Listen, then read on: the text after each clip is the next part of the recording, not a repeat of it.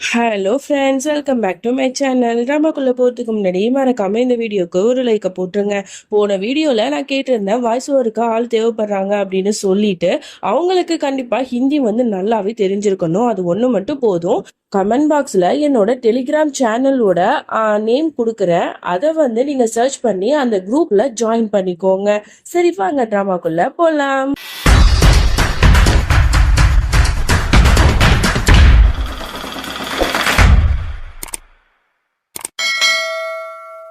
Starting சீன்ல இஷானை தான் காட்டுறாங்க. அவன் குணால்கிட்ட வந்து கால் பண்ணி தேங்க்ஸ் சொல்லிட்டு இருக்கான். நீ சொன்ன ஐடியா வந்து நல்லா ஒர்க் அவுட் ஆனிச்சு, என்னோட கிஃப்ட் வந்து நான் என்னோட மௌலிக்கு வந்து ரொம்பவே பிடிச்சி போயிடுச்சு அப்படிங்கிற மாதிரிலாம் சொல்லி தேங்க் பண்ணிட்டு இருக்கான்.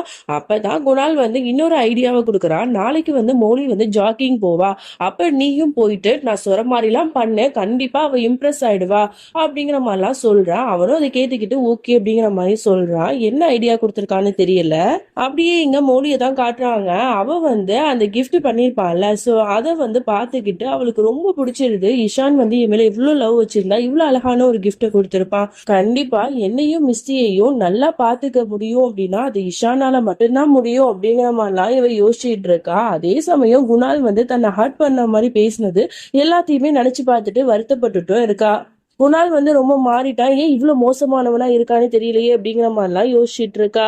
அடுத்த நாள் ஆகுது. குணால் வந்து அவனோட வீட்டுல வெயிட் பண்ணிட்டு இருக்கான். அப்ப வந்து பரி அழகா ஸ்கூல் யூனிஃபார்ம்ல வந்து நிக்கிறா. பார்த்த உடனே அவனுக்கே ரொம்ப சந்தோஷமாயிடுது.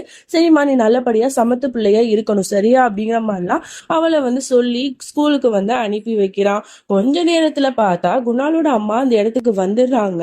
உடனே வந்து இவனை கண்ணா பின்னான்னு திட்ட ஆரம்பிக்கிறாங்க. உனக்கு என்ன அவ்வளவு திமுறா, அன்னைக்கு ரெஸ்டாரண்ட்ல எல்லாருக்கும் முன்னாடியும் மௌலிய அவ்வளவு அசிங்கப்படுத்துற, உனக்கு ஏன்டா இந்த வன்மம் அவன் மேல அப்படிங்கிற மாதிரிலாம் கத்துறாங்க. வீணை என்னம்மா ரொம்ப பண்ணிட்டு இருக்கா, அவளைதான் நான் விட்டு விலகி வந்துட்டேன், என்னோட விஷயத்துல அவையே தலையிடுறா, நான் யார்கிட்ட என்ன பேசணும் பேசக்கூடாதுங்கிறதுலாம் அவதான் எனக்கு சொல்லி கொடுப்பாளா, அவதான் வந்து என்னோட மனைவியே இல்லைன்னு ஆயிடுச்சுல, அவளை வந்து என்னை விட்டு தள்ளியே இருக்க சொல்லுங்க, இல்லைன்னா மரியாதை கெட்டுரும் அப்படிங்கிற மாதிரிலாம் ரொம்ப திமுறா பேசிட்டு இருக்கான். இவங்களுக்கு செமையா கோவம் வந்தது.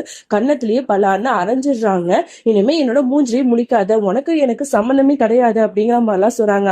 ஆமா போங்கம்மா, எனக்கு தான் தெரியுமே, நான் உங்களோட பையனா இருந்தாலும் நீங்க மௌலிக்கு தானே சப்போர்ட் பண்ணுவீங்க, எனக்கு என்னைக்கு தான் நீங்க சப்போர்ட் பண்ணிருக்கீங்க அப்படிங்கிற மாதிரி கேட்கிறேன். ஆமாடா, மௌலி தான் என்னோட பொண்ணு, அவளுக்கு தான் நான் சப்போர்ட் பண்ணுவேன், இனிமே நீ முகத்திலேயே முழிக்காத அப்படின்னு சொல்லிட்டு கோவமா அந்த இடத்த விட்டே போயிடுறாங்க.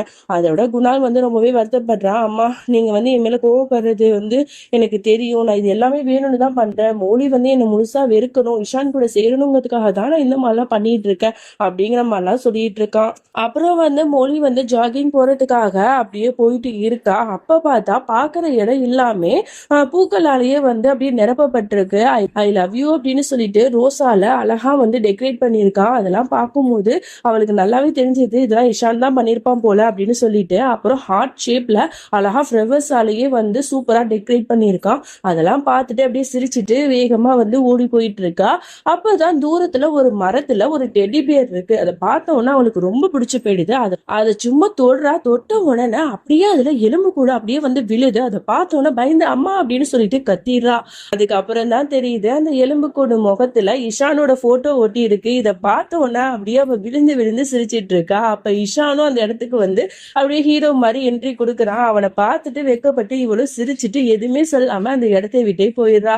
இவ வந்து ரொம்பவே இம்ப்ரெஸ் ஆயிட்டா அப்படின்னு சொல்லிட்டு இஷானுக்கும் தெரிஞ்சிருக்கு. அவனும் வந்து நம்ம பிளான் சக்சஸ்ங்கிற மாதிரியே ரொம்ப சந்தோஷமா குணால்கிட்ட வந்து சொல்லிட்டு இருக்கான். குணாலும் வந்து அதே இடத்துல தான் கார்ல வந்து வெயிட் பண்ணிட்டு இருப்பான் போல. சோ கண்ணாடி வழியா மோடி வந்து வரத பாத்துடுறான். அதோட வந்து அவன் இன்னொன்னு ஒரு பிளானை வந்து போட ஆரம்பிச்சிடுறான். உடனே கண்ணால காட்டுறான், வா போலாம் அப்படின்னு சொல்லிட்டு ஃப்ரெண்டுக்காரிட்ட. அவனும் வந்து நிக்கிறான். என்ன பண்ண போறாங்கன்னு தெரியல. அதோட வீட்டுல தான் காட்டுறாங்க. பாட்டி வந்து சொல்லிட்டு இருக்காங்க, இந்த மாதிரி குணாலோட அப்பா, அதாவது என்னோட மகனுக்கு வந்து இன்னைக்கு நினைவு நாள், அவனுக்கு வந்து பூஜை எல்லாம் செய்ய வேண்டியதா இருக்கு, ஸோ எல்லா சடங்கையும் செய்யணும், அது குணால் தான் முன்னாடி நின்று செய்யணும், அவனுக்கு வந்து இன்ஃபார்ம் பண்ண அப்படிங்கிற மாதிரி தன்னோட மருமகள்கிட்ட சொல்லிட்டு இருக்க. உடனே அவங்க சொல்லிடுறாங்க, இல்லம்மா, இனிமே குணாலை பத்தி இந்த வீட்டுல நம்ம யாருமே பேசக்கூடாது, இனிமே குணாலுக்கும் நமக்கும் எந்த சம்பந்தமும் இல்லை அப்படிங்கிற மாதிரி சொன்ன உடனே இங்க பாட்டிக்கும் ரொம்பவே கஷ்டமாயிடுது. இவ ஏன் இப்படி பேசுறா அப்படிங்கிற மாதிரி யோசிச்சுட்டு இருக்காங்க. அப்படியே இங்க குணால தான் காட்டுறாங்க. அவன் வந்து அந்த ஃப்ரெண்டுக்கார பொண்ணுகிட்ட ரொம்ப ரூடா வந்து நடந்துட்டு இருக்கான். உனக்கு எவ்வளவு திமிரு இருந்தா நீ இப்படி பண்ணுவ? உன்ன மாதிரி ஒரு பொண்ணை வந்து நான் என் கூட கூட்டு வந்தது ரொம்பவே தப்பா போச்சு அப்படின்னு சொல்லிட்டு அவளை அடிக்கிற மாதிரி எல்லாம் போறான். இது எல்லாத்தையுமே தூரத்துல இருந்து மௌலி பார்த்துட்டு இருக்கான். மௌலி பார்க்கணுங்கிறதுக்காக தான் இவன் வந்து இவ்வளவு ரூடா வந்து அந்த பொண்ணுகிட்ட பிஹேவ் பண்ணிட்டு இருக்கான். உடனே அடிக்க போனவனே இவளுக்கு ரொம்பவே கோவம் வருது. குணா என்ன பண்ணிட்டு இருக்க? நீ ஏன் வந்து இந்த மாதிரி பப்ளிக் பிளேஸ்ல இவ்வளவு மோசமா ஒரு பொண்ணுட்டு நடந்துக்கிற அப்படிங்கிற மாதிரி கேக்குறா. அகெயின் மறுபடியும் வந்துட்டியா? உன்னால எனக்கு பெரிய தொல்லையா இருக்கு. நான் எங்க போனாலும் என் பின்னாடியே வந்துட்டு எனக்கு லெக்சர் கொடுக்க ஆரம்பிச்சிருக்கியா? உன் வேலையை மட்டும் பார்த்துட்டு போங்க, எதுக்கு வந்து என்னோட விஷயத்துல தலையிடுற அப்படின்னு சொல்லும் போது, இந்த பாரு, இது ஒன்னும் உன்னோட பர்சனல் விஷயம் கிடையாது. நீ வந்து பப்ளிக் பிளேஸ்ல தான் இந்த மாதிரி ஒரு பொண்ணுகிட்ட வந்து ரொம்ப ரூடா பிஹேவ் பண்ணிட்டு இருக்க. யாரா இருந்தாலும் கேள்வி கேட்கதான் செய்வாங்க. அதே மாதிரிதான் நானும் கேள்வி கேட்கிறேன். நீ இந்த மாதிரிலாம் பண்ணாத, நீ ரொம்ப பெரிய தப்பு பண்ற அப்படிங்கிற மாதிரி வார்னிங் பண்றா. அப்பதான் அவளுக்கு எல்லாமே ஞாபகம் வருது. ராஜ்தீப் வந்து இதே மாதிரி தானே நந்தினியை ரொம்பவே ரூடா வந்து பிஹேவ் பண்ணி அவளை ரொம்ப கொடுமைப்படுத்துவான். அதெல்லாம் ஞாபகம் வந்து உனக்கும் ராஜ்தீப்புக்கும் எந்த விதமான வித்தியாசமும் இல்லை, உன்னை கண்டிப்பா நான் சும்மா விட மாட்டேன் அப்படின்னு சொல்லிட்டு அந்த இடத்த விட்டே போயிடுறா. அதோட குணாலும் வந்து வீட்டுக்கு போயிட்டு நார்மலா வந்து ஃப்ரெண்டு பொண்ணுகிட்ட பேசிட்டு இருக்கான். அப்ப காலிங் பெல் அடிக்கிற சவுண்டு கேக்குது. யாருன்னு போய் பார்த்து அவனுக்கு பயங்கர ஷாக்கு. மௌலி வந்து போலீஸ் வந்து எல்லாத்தையுமே கூட்டிட்டு வந்து அப்படியே வந்து நிக்கிறா. இவங்கெல்லாம் எதுக்கு வந்திருக்காங்கிற மாதிரி அந்த ஃப்ரெண்டுக்கார பொண்ணு அதிர்ச்சியா பார்த்துட்டு இருக்கா. அப்பதான் மௌலி சொல்றா, சார் இந்த பாருங்க, இந்த இருக்கானே இந்த ஆளு, இவன் ரொம்பவே மோசமானவன். இவனோட ஃப்ரெண்டு கிட்ட ரோடுன்னு கூட பார்க்காம அவ்வளவு தீமுறா நடந்துகிட்டா. அவளை அடிக்கலாம் போனா தெரியுமா? டொமஸ்டிக் வயலன்ஸ் கேஸ்ல இவனை உள்ள தள்ளுங்க அப்படிங்கிற மாதிரிலாம் வந்து பழி போட்டு சொல்லிட்டு இருக்கா. உடனே வந்து அந்த போலீஸ்காரங்களும் உங்களை நாங்க அரெஸ்ட் பண்ண போறோம் அப்படிங்கிற மாதிரிலாம் சொல்றாங்க. அதோட குணால் வந்து கூலா பதில் சொல்றா, சார் நீங்க இந்த பொண்ணு சொல்றதெல்லாம் கேட்காதீங்க. இந்த பொண்ணு வந்து என்னோட எக்ஸ் ஒய்ஃப் தான். ஸோ அதனாலதான் என் மேல பழி போடணுங்கிறதுக்காக இந்த பொண்ணு இப்படி எல்லாம் பண்ணிட்டு இருக்காங்க. வேணா என்னோட ஃப்ரெண்டுகிட்டே கேளுங்க, நான் வந்து அவளை எப்படி பாத்துக்கிறேன் அப்படின்னு சொல்லிட்டு அப்படிங்கிற மாதிரி சொல்றான்.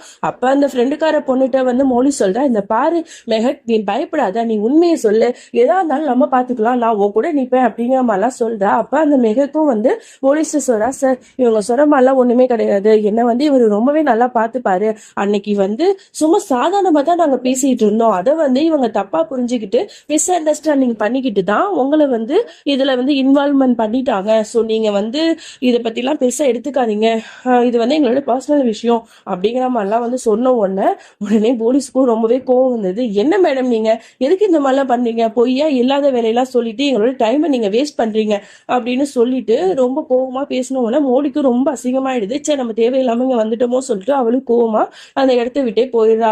அப்ப அதோட அந்த போலீஸ்காரங்களும் குணால்கிட்ட வந்து சாரி கேட்குறாங்க. சாரி சார், உங்களோட டைமை வேஸ்ட் பண்ணிட்டோம், எல்லாமே அந்த பொண்ணாலதான். அந்த பொண்ணு சொன்ன ஒரு விஷயத்த கேட்டுட்டு நாங்க வந்திருக்க கூடாது, நீங்க வந்து உங்க வேலையை பாருங்க, நாங்க போறோம் அப்படின்னு சொல்லிட்டு அவங்களும் சாரி கேட்டுட்டு அங்கேருந்து போயிடுறாங்க.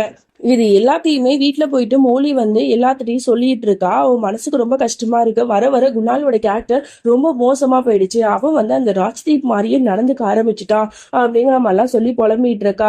இங்க அப்படியே குணால தான் காட்டுறாங்க. அவன் வந்து ஒயிட் ட்ரெஸ் எல்லாம் போட்டுட்டு எங்கேயோ கிளம்புறான் போல. உடனே ஃப்ரெண்டுக்கார பொண்ணு சொல்றா, ஆஹா காலையிலேயே இவ்வளவு டிப்டாப்பா ட்ரெஸ் பண்ணிட்டு வந்திருக்கியே, எங்க போற அப்படிங்கிற மாதிரி கேட்கும் போது, இல்ல இன்னைக்கு வந்து என்னோட அப்பாவோட நினைவு நாள், அவருக்காக நாங்க வந்து கோயில்ல பூஜை பண்ணுவோம், ஸோ அதுக்காக தான் நான் போறேன் அப்படிங்கிற மாதிரி சொல்றான். ஓ அப்படியா, சாரி, சரி நீ போயிட்டு வா அப்படிங்கிற மாதிரி அவளும் அனுப்பி வைக்கிறா. அதோட இங்க கோயில்ல பூஜையும் நடக்குது. அப்ப ஐயர் சொல்றாரு, இந்த மாதிரி இந்த சடங்கை செய்யறதுக்கு உங்களோட மகன் வந்து இருக்கணும், அவரு தான் இந்த சடங்கு எல்லாத்தையுமே பண்ணணுங்கிற மாதிரி சொல்லும் போது, எனக்கு மகனே கிடையாது, அதனால நானே எல்லாத்தையும் பண்றேன் அப்படிங்கிற மாதிரி அவங்க சொல்றாங்க. அப்ப கரெக்டா அந்த இடத்துக்கு குணால் வந்துடுறான். இல்ல ஐயரே, நானே பண்றேன், இது என்னோட பொறுப்பு, என்னோட அப்பாவுக்கு நான் தான் எல்லாமே பண்ணுவேன் அப்படின்னு சொல்லிட்டு அவன் வந்து நிக்கிறான். எல்லாரும் இவனை ஷாக்கா பார்த்துட்டு இருக்கும் போது உடனே அம்மாக்காரங்க சொல்றாங்க, இல்ல இவன் வந்து பண்ணவே கூடாது, நீ இந்த இடத்த விட்டு போ அப்படிங்கிற மாதிரி கோவமா கத்துறாங்க. உடனே குணால் வந்து அப்படி ஷாக் ஆகி பார்த்துட்டு இருக்கான். அதோட இந்த பாட்டை நம்ம முடிச்சுக்கலாம். இதுக்கப்புறம் என்ன நடந்துச்சு அப்படின்னு சொல்லிட்டு நம்ம நெக்ஸ்ட் வீடியோல பார்க்கலாம். அது வரைக்கும் என்னோட காத்திருங்கள். Bye friends.